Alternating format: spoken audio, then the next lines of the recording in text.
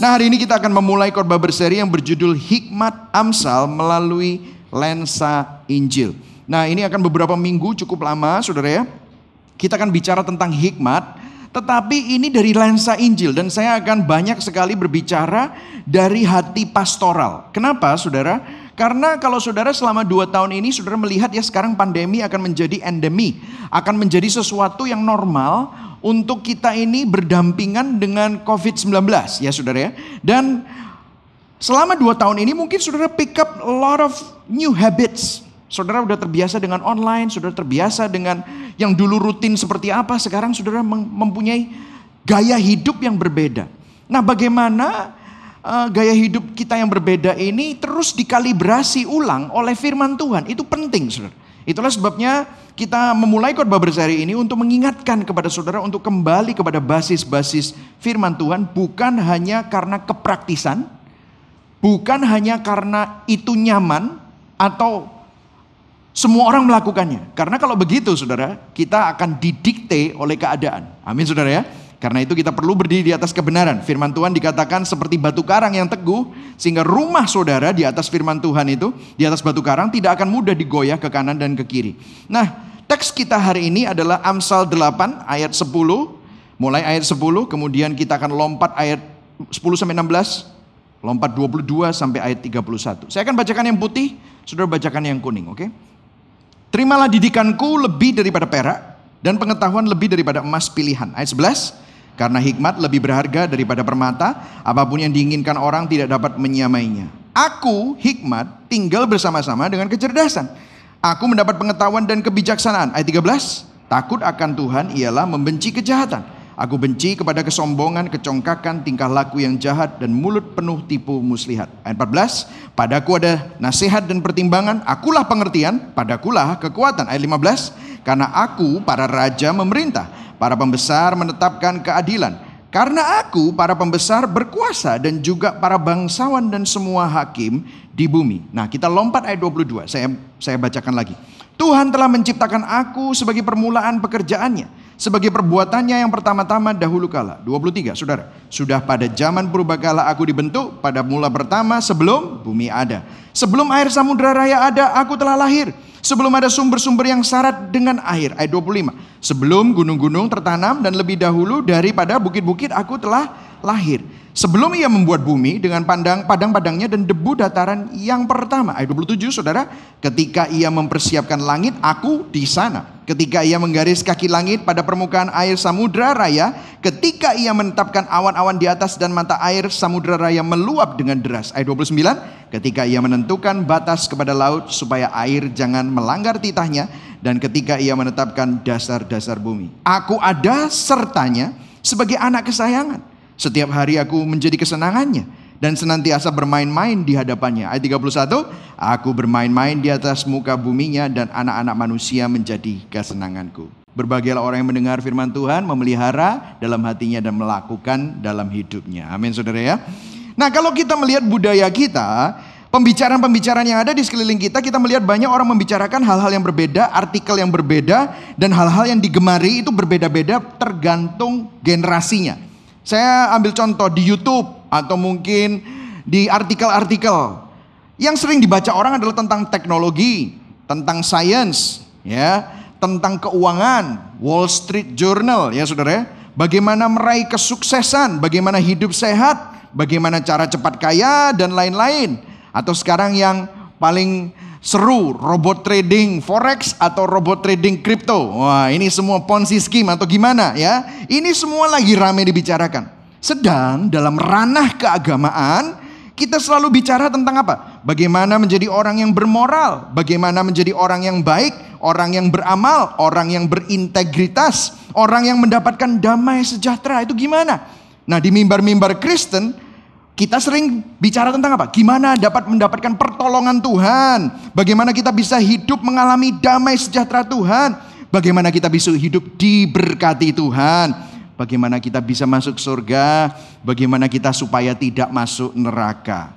Tetapi di dalam menghadapi perubahan zaman yang sangat cepat, menghadapi masalah dunia yang semakin rumit, kompleks, dan membingungkan, kita bisa melihat sebenarnya semua yang saya sebut di atas tadi, meskipun membantu, tetapi tidak begitu menolong kita di dalam menghadapi pergumulan hidup.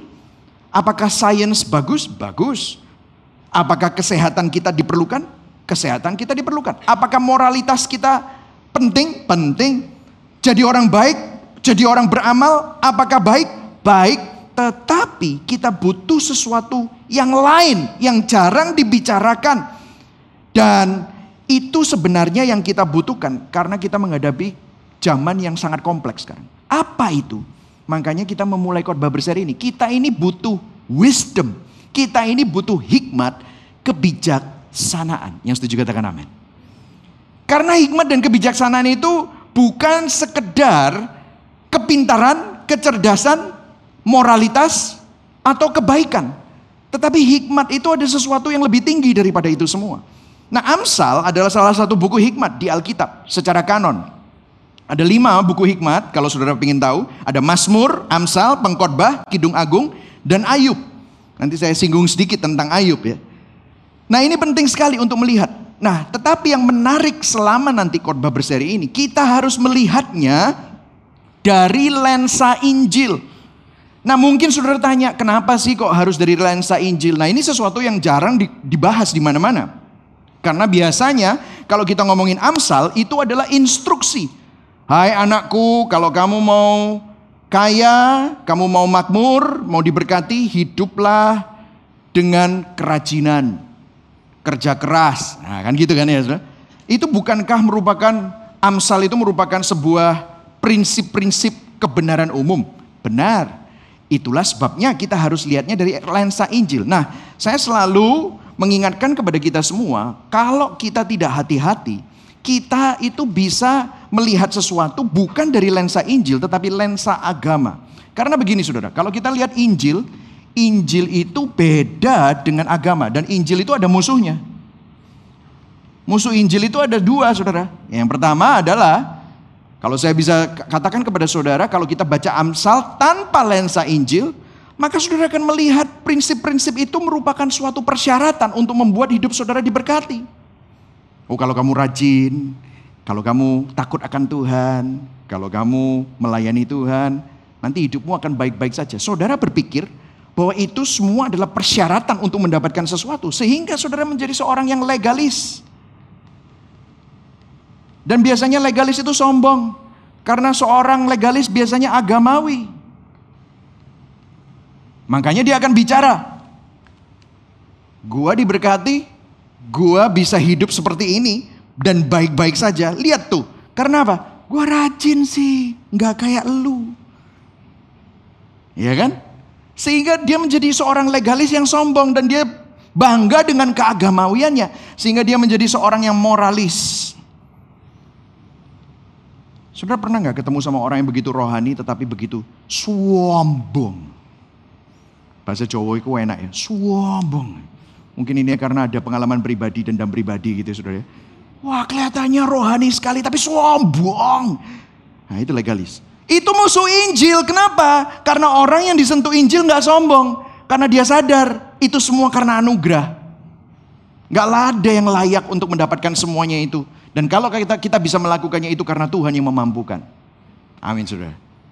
Nah, itulah sebabnya kita harus lihatnya dari lensa Injil. Karena kalau tidak dari lensa Injil, Anda bisa jadi legalis.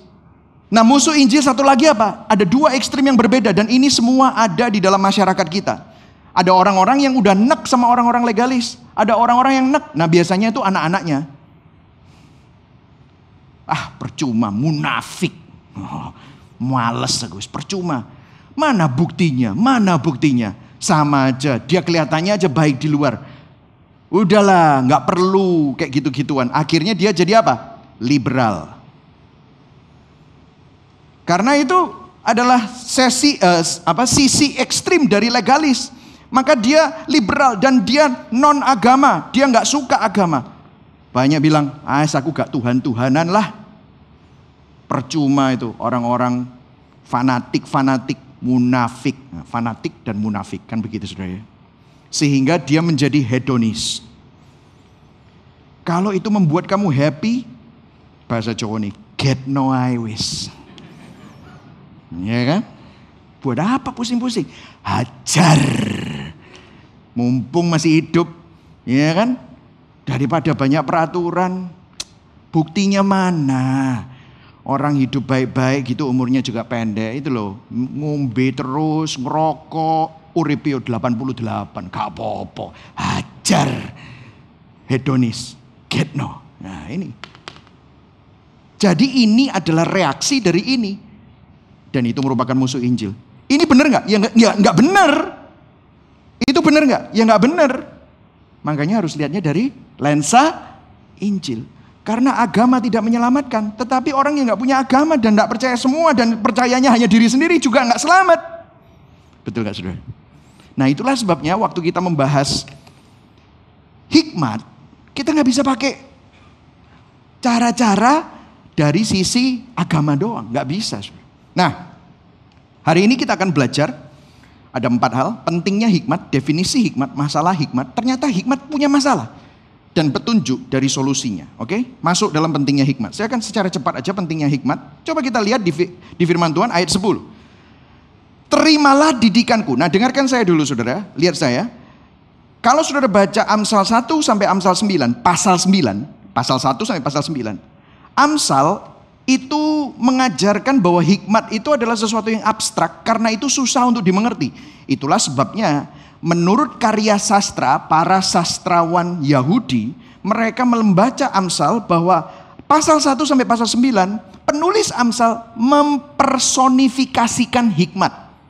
Makanya kalau saudara lihat, terimalah didikanku. Ku itu siapa? Hikmat. Hikmat itu jadi seseorang. Dengarkan aku, karena aku ini, lihat, terimalah didikanku, karena apa? Didikannya lebih daripada apa saudara? Perak, dan pengetahuan lebih daripada emas pilihan. Ayat 11, kita baca sama-sama. 1, 2, 3, karena hikmat lebih berharga daripada permata. Apapun yang diinginkan orang tidak dapat menyamainya. Jadi bayangkan, hikmat disamakan begini. Kamu itu mesti punya hikmat. Karena apa? Lebih berharga dari emas, lebih berharga dari perak. Jadi meningkat ya. Perak, emas, kemudian permata. Permata rubi, zamrud, berlian itu lebih berharga. Hikmat lebih berharga dari itu semua. Apapun yang diinginkan orang tidak dapat menyamainya. Jadi begini saudara, kesimpulannya adalah memiliki hikmat jauh lebih penting daripada semua kekayaan dan semua ketenaran dan semua kekuasaan di dalam dunia ini. Hikmat akan menolong kita menghadapi semua situasi, musim kehidupan, dan kita dapat mengatasi semua pergumulan kita kalau kita punya hikmat. Ada banyak orang punya bakat, ada banyak orang punya kecerdasan, punya karisma, punya kredensial. Pernah gak ketemu sama orang-orang yang hebat seperti itu kelihatannya? Tapi hidupnya biasa-biasa bahkan berantakan. Kok bisa ya? Tetapi saudara melihat ada orang yang bakatnya gak terlalu hebat, IQ-nya dan kecerdasannya gak pinter-pinter banget. Dia biasa-biasa saja tetapi hidupnya baik-baik saja dan seakan-akan kok berjalan dengan lancar ya. Apa yang membedakan? Hikmat saudara. Jadi ini merupakan sesuatu yang penting dan lebih berharga dari segala sesuatu. Memiliki hikmat jauh lebih penting. Nah banyak orang kalau ngomong sama pendeta, ini pengalaman pribadi ya. Biasanya tanyaannya begini. Kalau saya diajakin ngopi gitu, pastor saya ada dilema gitu ya. Ya gimana pastor ya? Boleh nggak ya aku gini melakukan ini melakukan itu, nggak usah terlalu detail ya. Aku gimana ya? Boleh nggak pacaran sama dia? Boleh nggak nikah sama dia? Boleh nggak masuk bisnis ini? Terus selalu tanya gini, dosa atau enggak ya? Betul atau enggak? Boleh nggak ya? Bener atau enggak ya? Dosa atau enggak? Nah seringkali kita itu minta nasihat dengan kacamata pandang bahwa yang penting nggak dosa, yang penting baik, yang penting bermoral, etika moral. Tapi saudara saya mau kasih tahu kepada saudara bahwa etika moral tidaklah sama dengan hikmat dan kebijaksanaan. Karena hikmat dan kebijaksanaan itu lebih tinggi daripada etika moral. Bukan berarti etika moral nggak penting. Karena orang yang bijaksana pasti beretika. Dengarkan ya. Orang yang bijaksana pasti bermoral. Pasti. Tetapi etika moral itu nggak sama dengan hikmat dan kebijaksanaan. Saya kasih contoh.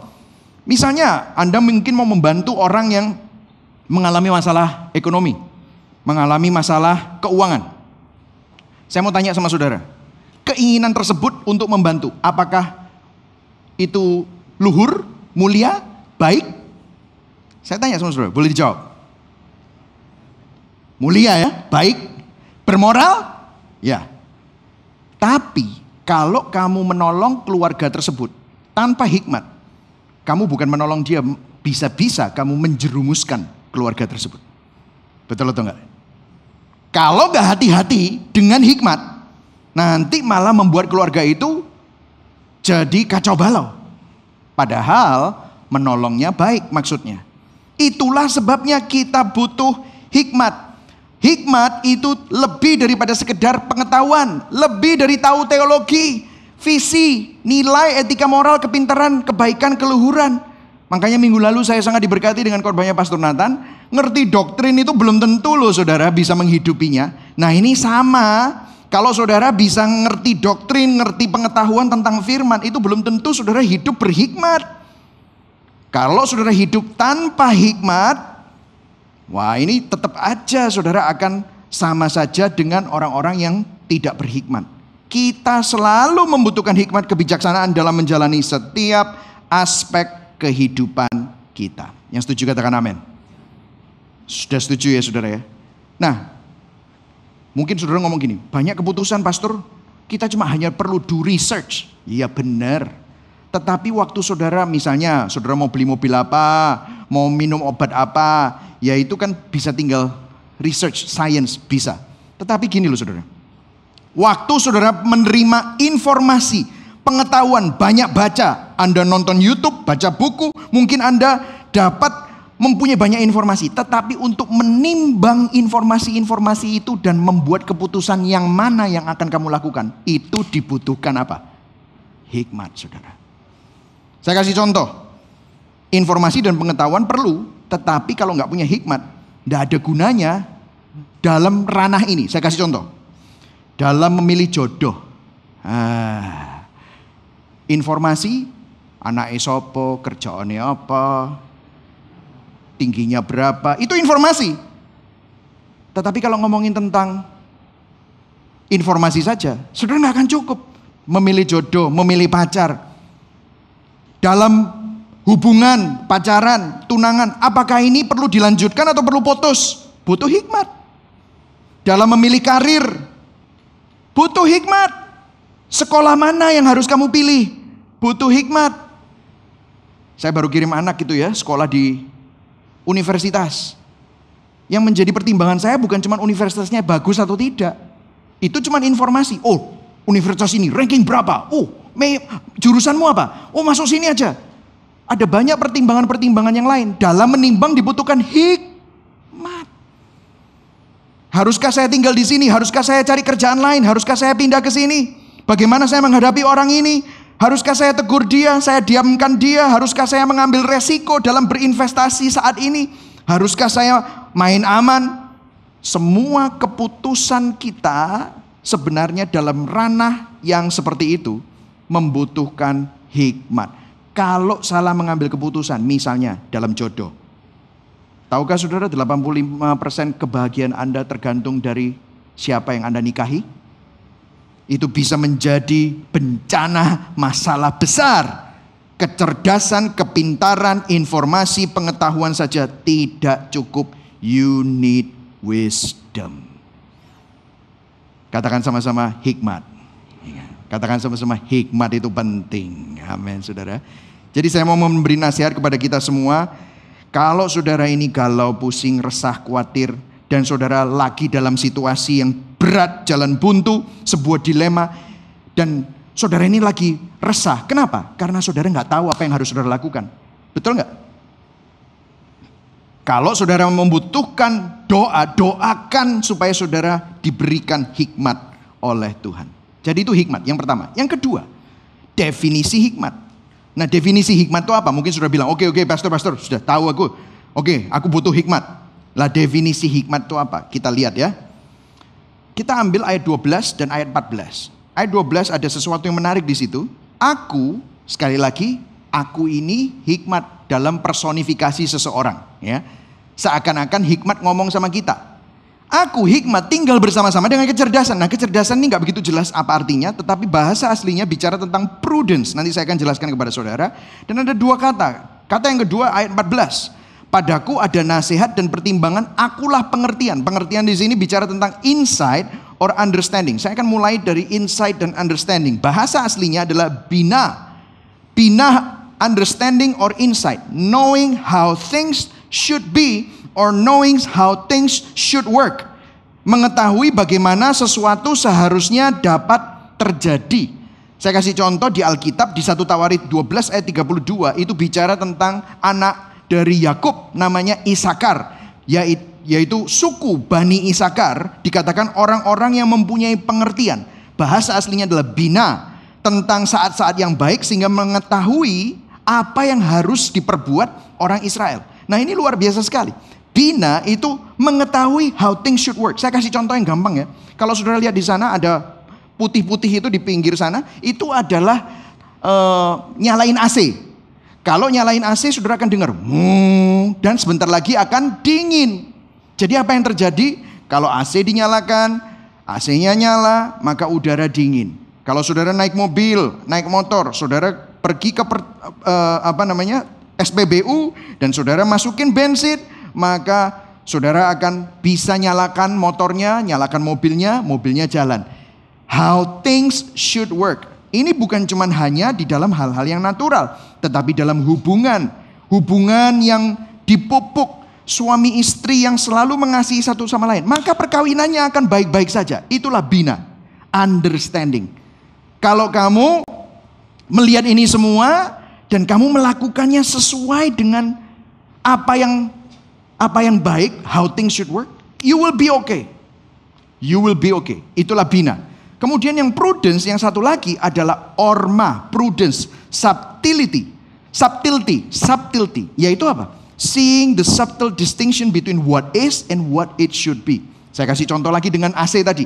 Kalau saudara sudah nyalakan, AC-nya jalan, tapi kok nggak dingin ya? Ada sesuatu yang aneh. Nah, ngerti ya? Jadi kalau yang tadi tahu bagaimana sesuatu yang ideal jalannya seperti apa, tetapi setelah dinyalakan kok tetap gak dingin, berarti ada sesuatu yang salah. Saudara sudah masukin bensin tetapi motornya gak bisa di starter, mobilnya gak bisa di starter, something is wrong. Itulah orma, seeing the subtle distinction between what is and what it should be. Saya kasih contoh lagi, misalnya saudara baca novel detektif, Anda nonton film kriminalitas, kejahatan. Seorang detektif masuk ke sebuah ruangan di mana terjadi perbuatan kriminal atau perbuatan pembunuhan, TKP, tempat kejadian perkara. Nah, orang biasa masuk ke tempat itu, dia cuma ngelihat ruangan gitu aja. Ruangannya kacau balau. Tetapi seorang detektif, dia akan masuk ke tempat itu, dia akan melihat petunjuk-petunjuk. Kayaknya ada yang gak normal dengan ruangan ini. Misalnya, loh, orang ini tangannya kidal, tapi kenapa kok dia megang sendok di tangan kanan? Nah, itu bisa ketahuan. Loh, menurut foto dari ruangan ini aslinya kursinya di sini. Loh, kenapa kok kursinya bisa di situ? Berarti ada yang memindahkan. Apa alasannya dipindahkan? Nah, itu adalah orma. Dalam kehidupan kita bisa lihat, mestinya kalau sebuah pernikahan itu dipupuk cintanya, dipelihara, maka mestinya perkawinan ini baik-baik saja. Tapi kenapa kok jadi berantakan? Tahu apa yang terjadi. Bukan cuma hanya bagaimana seharusnya idealnya, tetapi sekarang realitasnya seperti apa. Oh, sudah dingin sekarang, kasihnya sudah dingin. Oh, hubungan orang tua dan anaknya sudah berontak sama orang tuanya. Berarti something is wrong. Nangkep saudara? Jadi ini adalah definisi hikmat. Tetapi itu gak cukup saudara. Tahu idealnya seperti apa, tahu keadaannya yang sekarang seperti apa, jadi ada gap. Yang bagus seperti ini, tetapi sekarang kayak begini. Itu gak cukup, karena itu cuma diagnosa. Nangkep ya? Misalnya saudara sakit. Saudara, normalnya itu saudara kalau nafas, no problem. Saudara lari sampai heartbeat saudara bisa 130, 140, sampai 160. Masih bisa. Lah tapi sekarang saudara 120 aja saudara sudah gak karu-karuan. Ada something is wrong. Nah, yang normal seperti ini, tapi keadaan saudara seperti ini. Apakah cukup begitu? Ya gak cukup. Itu cuma diagnosa, ada something is wrong. Nah, yang ketiga adalah lihat Amsal 8 ayat 15-16 dikatakan, karena aku para raja memerintah, para pembesar menetapkan keadilan, karena aku para pembesar berkuasa, para bangsawan dan semua hakim di bumi. Jadi hikmat bukan hanya mengetahui idealnya seperti apa dan mengetahui apa yang terjadi saat ini ada gap, tetapi aku sekarang harus ngapain untuk mengatasi perbedaan ini. Itulah hikmat.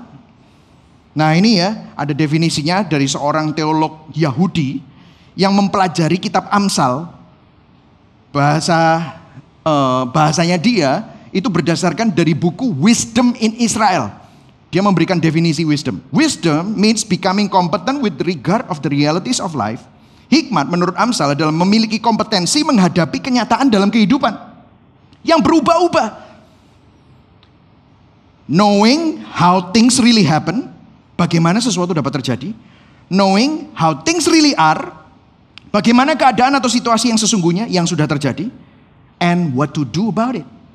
Mengetahui apa yang harus dilakukan dalam keadaan tersebut. Jadi kebijaksanaan bukan hanya mengetahui prinsip atau aturan untuk dijalani atau diaplikasikan, tetapi mengetahui bagaimana menerapkan prinsip dan nilai Alkitab dalam konteks yang berubah-ubah.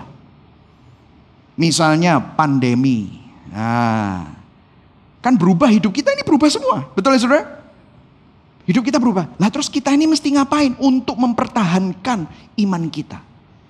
Kita ini harus ngapain? Supaya kita nggak dibelenggu dan dilumpuhkan oleh ketakutan.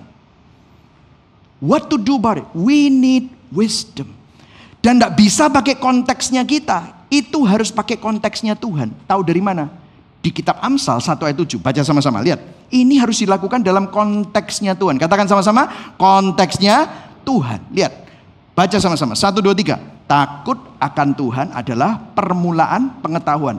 Tetapi orang bodoh menghina hikmat dan didikan. Oh, sumbernya itu harus pakai konteksnya Tuhan. Gak bisa pakai konteks praktis. Gak bisa pakai konteks parno. Gak bisa pakai konteks untung besar. Gak bisa. Harus pakai konteks Tuhan. Amsal 9 ayat 10. Permulaan hikmat adalah apa saudara? Sama-sama baca. Takut akan Tuhan. Dan mengenal yang maha kudus adalah pengertian. Kenapa kok penting? Karena saudara dan saya diciptakan untuk Tuhan. Kalau saudara tidak hidup sesuai dengan desain, yaitu untuk Tuhan, maka hidupmu akan rusak. Itulah sebabnya kok saudara harus hidup sesuai dengan konteks Tuhan. Saya kasih contoh ya, tentang konteks itu seperti apa. Kalau saudara lihat saya pakai ini loh. Ini mic, saya nggak pegang mic. Ini bukan aksesoris ya saudara ya. Ini mic.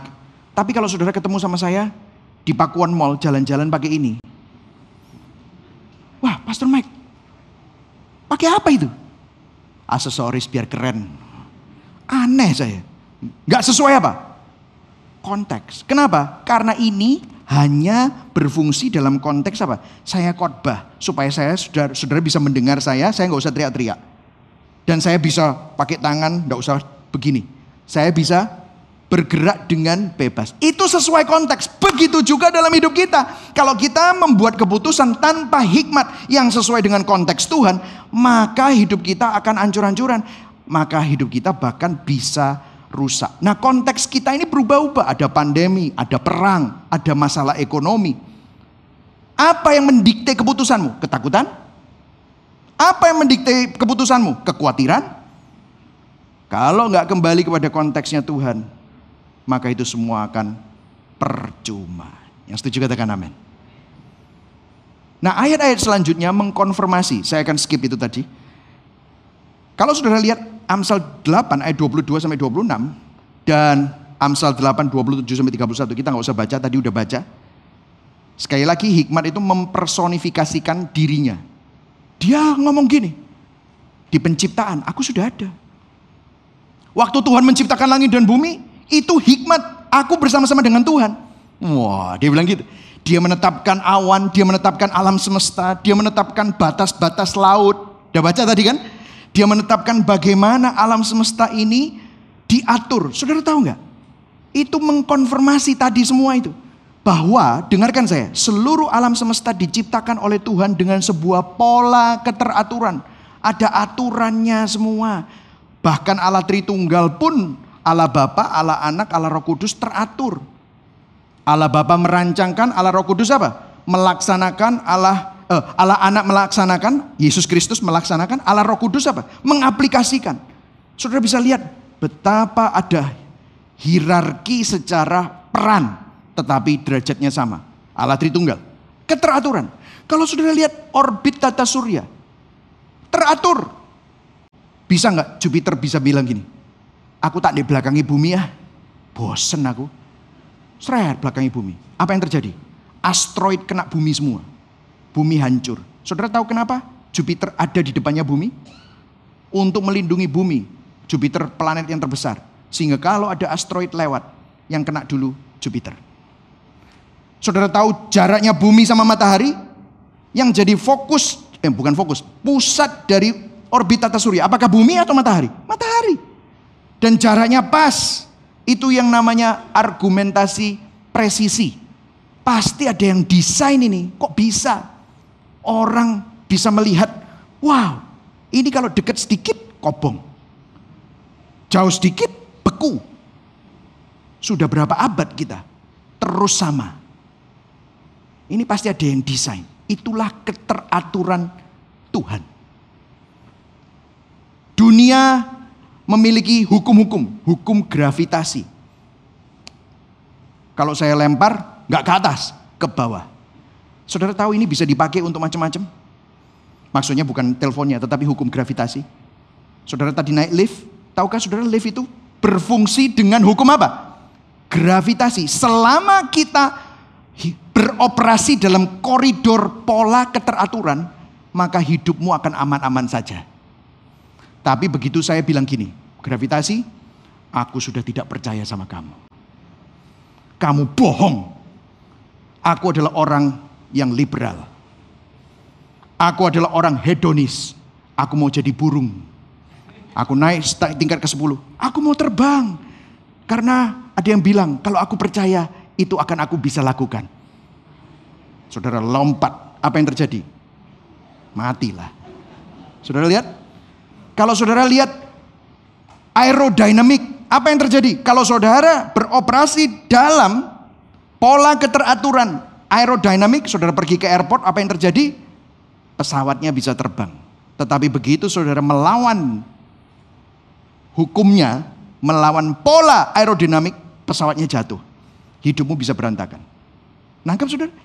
Nah, apa yang Amsal mau katakan adalah prinsip yang sama juga ada di dalam kehidupan. Tuhan menciptakan kehidupan dengan pola keteraturan. Maksudnya apa? Dalam hubungan suami istri, hubungan dengan sesama, hubungan untuk membesarkan anak. Itu ada polanya. Kamu kalau nggak mengikuti itu, ya hancur. Kamu kalau nggak mengikuti itu, relasi hubungan antara manusia dalam kerja. Saudara kalau baca di Amsal pasal 10 sampai 15 banyak membahas pola-pola keteraturan dalam kehidupan. Saya kasih contoh, saudara. Saya kasih contoh. Kalau Anda kerja keras, maka hidupmu akan membuahkan sukses. Gak ada orang malas sukses. Yang ada orang malas ditangkap baris krim, diusut karena membohongi dan pencucian uang. Kalau Anda hidup jujur, beretika, bermoral hidup, Anda akan berjalan dengan baik. Jika Anda menjalani kehidupan yang jahat, suka nipu, Anda akan kena batunya. Hidup Anda tidak akan berjalan dengan baik.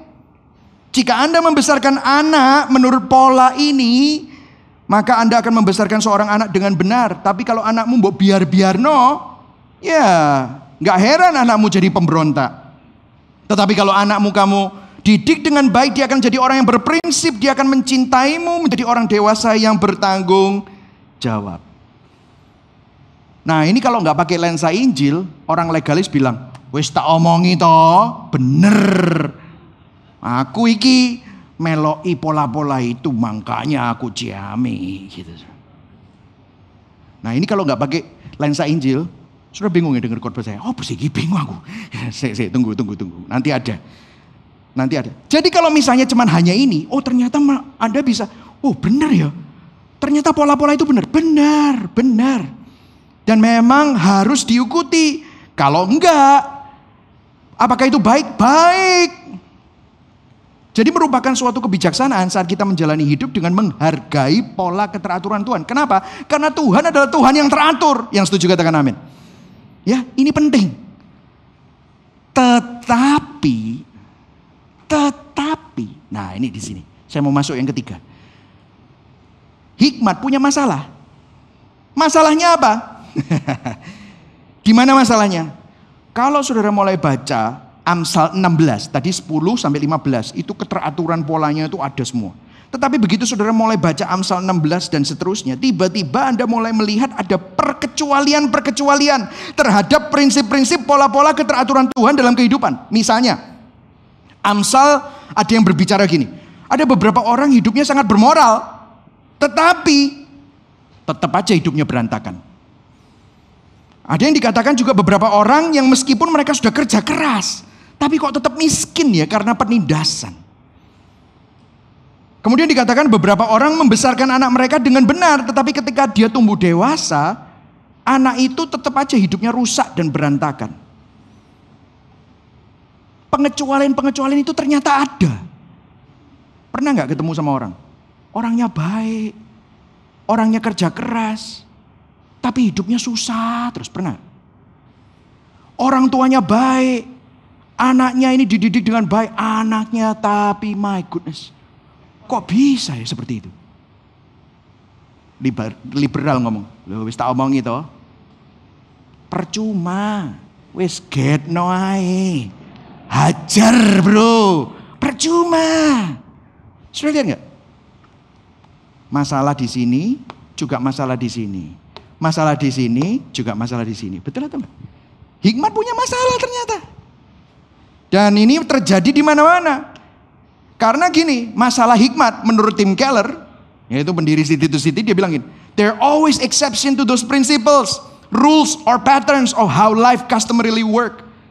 Karena buktinya, kalau sekarang ada orang yang ketangkep, ada banyak koruptor-koruptor yang bohong, main kotor, sampai sekarang hidupnya ya aman-aman saja, ongkang-ongkang kaki, betul atau enggak? Dan saudara iri sama dia, betul atau enggak? Iya lah. Kalau menurut Amsal tadi orang yang berzina, berselingkuh, wow, nanti hidupnya malang. Ada yang aman-aman saja bro, malah happy-happy men. Dan saudara ngiler, waduh kok enak ide. Saudara, ada exception. Dan kalau saudara mau lihat exceptionnya, di Alkitab dikonfirmasi, orangnya namanya itu banyak saudara. Jadi masalah hikmat adalah selalu ada pengecualian di dalam pola keteraturan dalam kehidupan. Ada pengecualian. Dan konfirmasi dari Alkitab adalah apa? Orangnya namanya Ayub. Ayub ini kurang saleh apa? Mengikuti Amsal? Enggak, mengikuti. Tapi ngalami masalah sampai di Ayub 2, Ayub 8 sama Ayub 11 punya 3 sahabat Ayub tuh sampai ngomong gini. Men, orang kalau bertakwa kepada Tuhan, beribadah sama Tuhan itu nggak mestinya ngalami apa yang kamu alami. Jangan-jangan ayo, kamu ini punya dosa tersembunyi ya. Kamu ini ada sesuatu. Sampai Ayub ini merasa sendirian. Aduh Tuhan, aku ini loh salah apa? And that's exactly what it is. Kalau hidupmu hancur, pasti kamu berdosa, pasti kamu melakukan sesuatu yang salah. Ada pengecualian. Ini masalah hikmat, saudara. Ternyata sehebat-hebatnya kamu jadi legalis, ternyata buktinya ada banyak orang yang tetap hancur hidupnya. Setelah jadi orang baik, jadi orang bermoral. Tetapi orang yang liberal juga, banyak yang hancur nggak? Banyak, tambah nggak karu-karuan. Jadi dua-dua ini bukan jadi solusi buat kita. Nah agama hanya memberikan ini saudara. Hanya memberikan ini. Saya jadi teringat ada seorang yang namanya Kevin Carter. Dia menang Pulitzer Prize. Waktu dia memfoto ini. Foto ini adalah foto yang sangat mengenaskan. Karena waktu itu PBB membagi-bagikan makanan di daerah Afrika dan ada orang kelaparan, ini anak kelaparan diikuti oleh burung bangkai nunggu sampai anak ini mau mati dan mau dimakan sama burung bangkai. Dan dia foto. Setelah dia foto itu dia nangis di bawah pohon. Dia berdoa kepada Tuhan dan dia berdoa, ini saksi mata ya bilang. Dia berdoa bahwa bagaimana mungkin dunia karena dia dari negara maju. Nah, negara maju, sistem Amsal ini terjadi kalau kamu kerja keras jadi kaya karena dilindungi pemerintah gitu ya. Tapi di Afrika dia melihat bagaimana pengecualian itu terjadi. Ini orang-orang baik, orang-orang gak bersalah. Kenapa dia mengalami ini, dia mengalami itu. Dia memfoto orang dibunuh, ada orang dibakar. Dia sedih, dia pusing sama Tuhan. Dan saudara tahu, tahun 1993 foto ini dapat penghargaan Pulitzer Prize. Sampai dia jadi orang terhormat. 2 minggu setelah dia mendapatkan Pulitzer Prize. Ini orangnya ya. 2 minggu setelah dia mendapatkan Pulitzer Prize, dia bunuh diri. Karena dia melihat, aku ini seorang legalis. Aku pikir kalau orang baik pasti akan mendapatkan yang baik. Tapi buktinya enggak. Tapi orang-orang yang ngawur-ngawur ini menindas yang baik. Dan ini enggak work dua-duanya. Aku enggak bisa menemukan harapan. Dunia ini terlalu kejam. Akhirnya dia bunuh diri, saudara. Dia nggak kuat. Nah saudara, kalau saudara nggak lihat dari sistem Injil, saudara akan kecewa. Nah, gimana? Ini minggu yang pertama, saudara. Petunjuk dari solusinya. Kalau saudara perhatikan, Amsal 8 bicara tentang hikmat. Kalau saudara lihat, aku hikmat. Itu adalah personifikasi hikmat. Karena hikmat menurut sastra Yahudi, hikmat itu adalah sesuatu yang abstrak, yang susah untuk dijelaskan. Makanya perlu dibuat seperti seorang pribadi. Makanya aku hikmat. Ayat 15, karena aku para raja. Kalau saudara perhatikan tadi Amsal 8 ayat 27 sampai ayat 31. Ketika ia mempersiapkan langit, aku di sana. Dia bicara tentang dirinya sendiri ada di penciptaan. Bahkan ayat 30, kalau saudara lihat ayat 30 di sini, aku ada sertanya sebagai anak kesayangan setiap hari. Ini ada sesuatu yang menarik. Karena what if ternyata hikmat itu bukan hanya sekedar teori, bukan hanya sekedar aturan yang diikuti legalis atau dibenci sama para liberalis. Bagaimana kalau hikmat itu ternyata bukan pola yang harus dipelajari dan diikuti saja, tetapi hikmat itu benar-benar seorang pribadi yang bisa kita kenal. Dan kalau saudara bayangkan, di perjanjian baru ada ayat yang mirip sekali dengan ayat yang baru kita baca. Ia di sana pada waktu penciptaan. Di mana itu? Di Yohanes 1 ayat 1 sampai 4. Pada mulanya adalah firman. Firman itu bersama-sama dengan Allah dan firman itu adalah Allah. Ia pada mula-mulanya bersama-sama dengan Allah. Segala sesuatu dijadikan oleh Dia dan tanpa Dia tidak ada sesuatu pun yang telah jadi dari segala yang telah dijadikan. Ini bicara tentang penciptaan. Dalam Dia ada hidup dan hidup itu adalah terang manusia. Nah, ada sesuatu yang menarik. Di abad pertama pada waktu kitab Yohanes ditulis, ada seorang filsuf Yunani namanya Heraklitus mengatakan kata-kata logos. Saudara lihat ini, firman ini adalah logos. Logos itu merujuk kepada the wisdom of God. Logos itu adalah the wisdom of God. What if the wisdom of God, it is not rules, it is not pattern.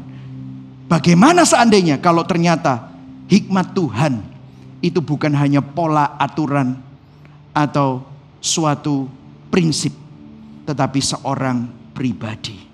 Kalau saya bisa rubah firman dengan hikmat, dengarkan saya. Pada mulanya adalah hikmat. Hikmat itu bersama-sama dengan Allah.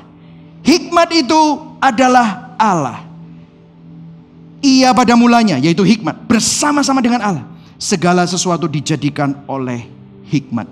Dan tanpa hikmat tidak ada sesuatu pun yang telah jadi dari segala yang dijadikan. Dalam hikmat ada hidup dan hidup itu adalah terang manusia.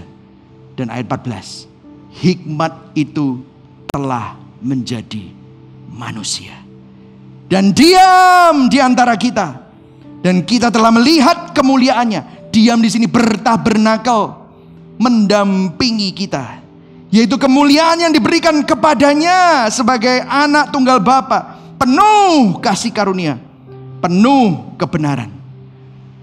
Ternyata hikmat bukanlah teori, hikmat bukanlah aturan atau pola yang harus dipelajari, tetapi seorang pribadi yang penuh kasih yang bisa kita kenal, yaitu Yesus Kristus. Yesus Kristus bilang sama legalis, kamu begitu sombong. Kamu pikir kamu gak berzina? Kamu sudah mikir kamu sudah berzina. Kamu pikir kamu belum membunuh? Kamu sudah benci, kamu membunuh. Kalau kamu punya hidup yang baik itu bukan karena kamu melakukan A, B, C, D. Itu semata-mata anugerah. Orang-orang liberalis, kamu pikir kamu gak layak dapat sama Tuhan. Udah kepalang basah, udah aku basah aja, percuma. Hajar aja percuma. Yesus justru bilang, aku datang justru untuk cari kamu. Kamu begitu terhilang, aku datang untuk mengasihi. Bukan orang yang sehat yang butuh tabib, tapi orang yang sakit. Aku bukan datang untuk orang benar, tapi untuk orang berdosa. Wow.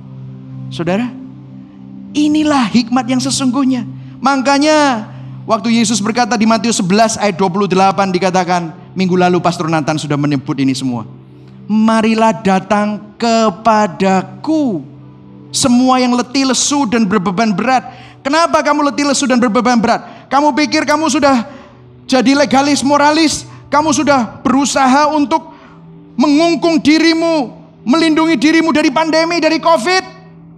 Mana buktinya? Kamu bisa melindungi dirimu? Buktinya kamu ya kena. Betul nggak?